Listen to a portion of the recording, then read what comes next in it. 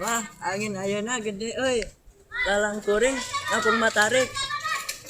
Tapi kudu hati-hati kamari layangan orang papajangan teuing kemana-mana peta baik.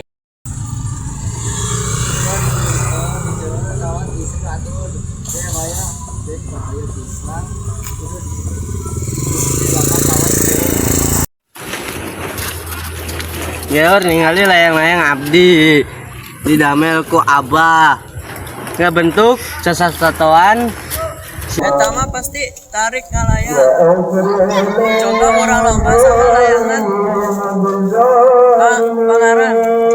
Ore layangan abdi gue luhur. Nang layang abdi goyak euy.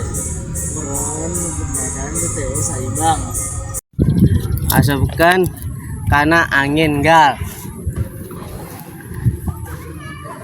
Tarik syuting deing. Nah, lehero ayeuna mah. Atuh bawa rak. Eta ari mah resep moal rusak layangan. Sing jadi budak Sunda mah kudu mira budaya jeung kan seperti keun layang-layang teh